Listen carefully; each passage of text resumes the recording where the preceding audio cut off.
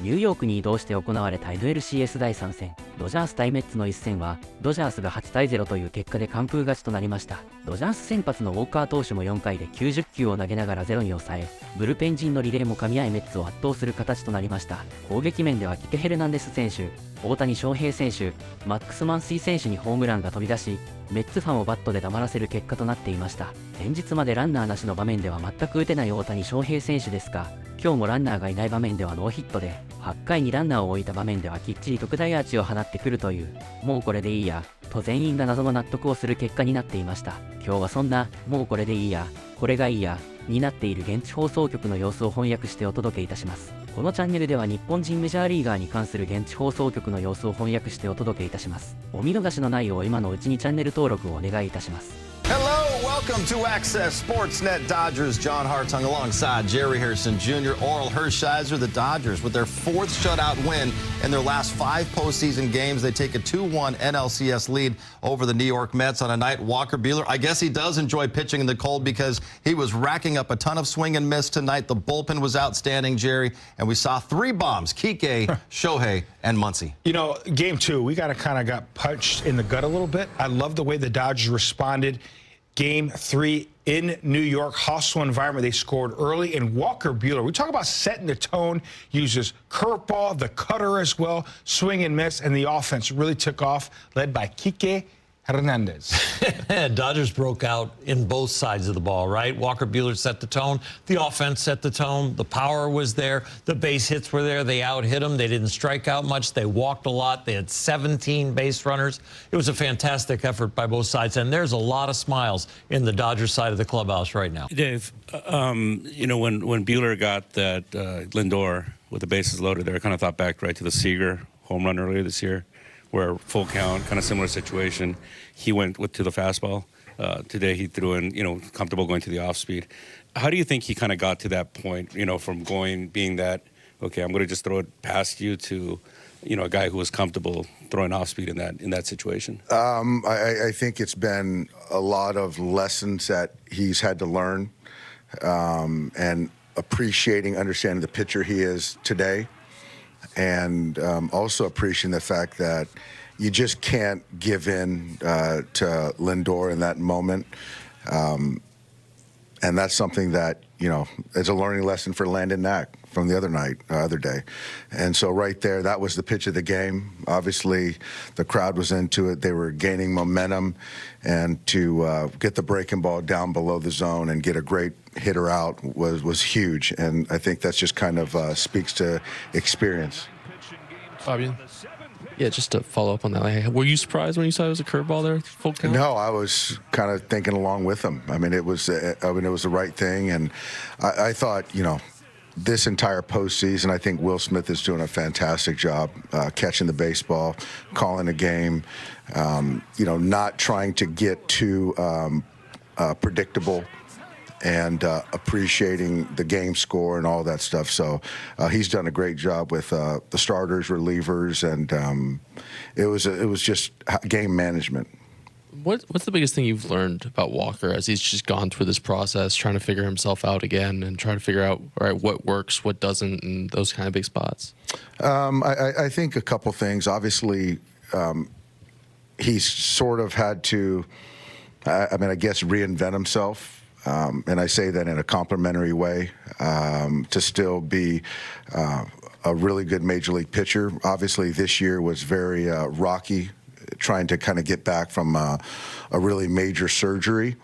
And, you know, I think the other part of it is that, you know, it's easy to be you know, to ride when the wind's at your back. That has been when he's going and riding really well. But, you know, when there's some adversity, you get kicked in the teeth and you lose confidence, to then reset, to come back and still stick it out. That's something for me that I don't think he's ever had to do outside of having a surgery. So that's something for me that speaks to his character. And, you know, you look at kind of in June or July, you know, I don't think anyone could have seen him in this position right now. So it's a credit to Walker.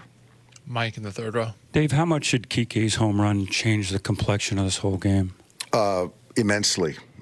We found a way to get lucky and score a couple runs early in that second inning. But for Kike to have that at bat, 8, 9 pitch at bat, get a ball up in the zone and hit a homer, that was huge. That was enormous. I thought it gave, Walker a little breathing room. I thought it allowed for me to use the pen, and then it allowed, guys like Shohei to kind of catch a breath and extend the lead. And obviously Max had a huge game, continues to get on base, gets big hits. But the Kike homer, biggest hit of the game. And how much did Shohei's homer sort of change? Obviously, it changed how you use your bullpen tonight, but it seems almost more important moving forward. It's important for Shohei, certainly, to build some confidence. I think that's number one. Carl's Jr. moment of the game. Oral, it's Shohei Ohtani. Look at the numbers. 16 for his last 19 with runners in scoring position. 17 for 20. I've given up some long home runs. You knew it at the crack of the bat that this is gone. You were just hoping it was foul. Shohei, when he points to the dugout at somebody he gave a message to that this is the kind of swing he was going to put on this ball, he knew it was gone. That's when we knew it was fair.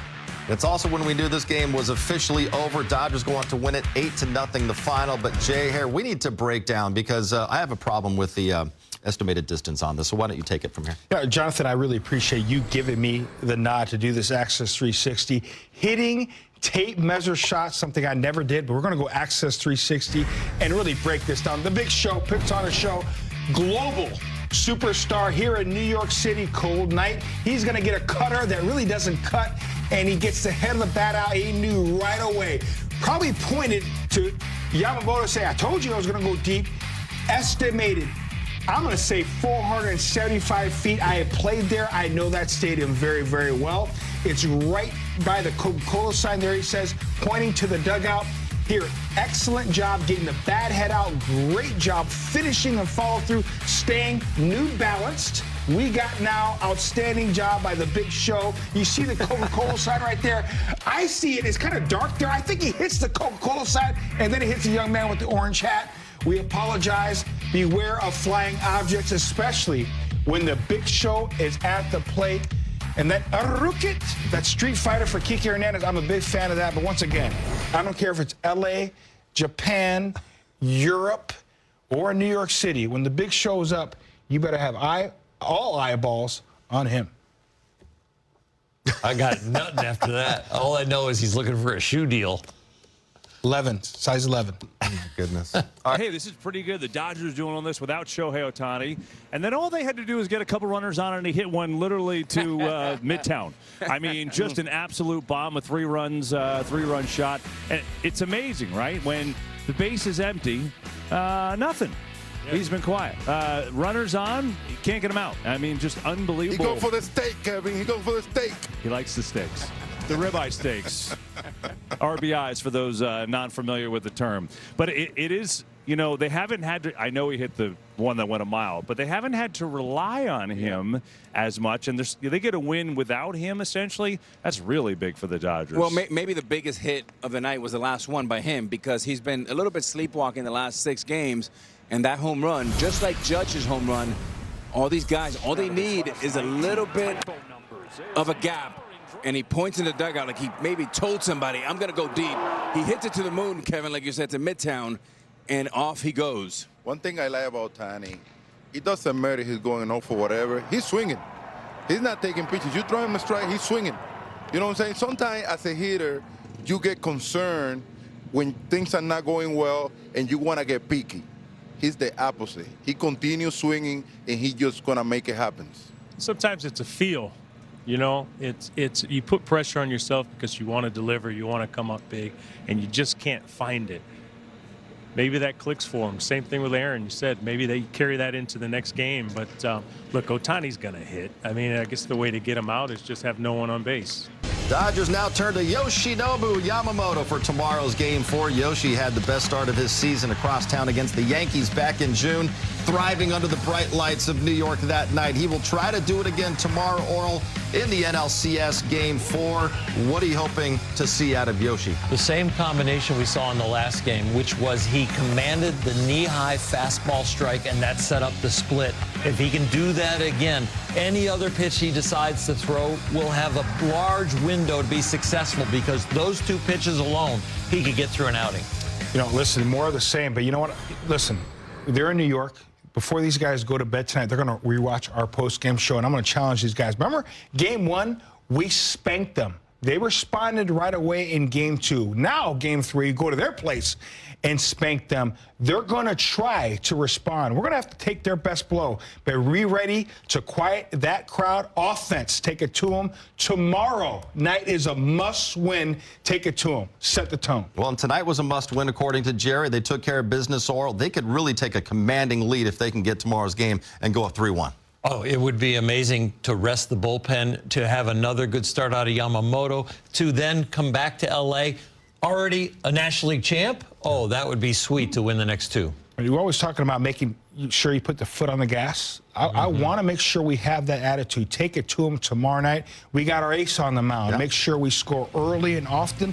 I want to win tonight. Again, tomorrow night, must win. Get her done. Like after Game 4 against the Padres, job's not finished. We will see you tomorrow. それにしても大谷翔平選手の一発、半端じゃない吹っ飛び方してましたね。打球速度180キロだそうです。いつも大谷選手の打球見てると思うんですが、直撃したら大怪我しそうですよね。そして仮に3階席の着弾点で自分が感染しててグローブ持っていたとしても絶対に取れない自信があります。皆さんはもし外野席の自分が感染している場所に大谷選手の打球飛んできたら取れると思いますか？ぜひコメント欄で率直な意見をお聞かせください。明日は山本由伸選手が登板とのことで、前回の登板のような圧巻のピッチングを期待しましょう。それでは次回の動画でお会いしましょう。さようなら。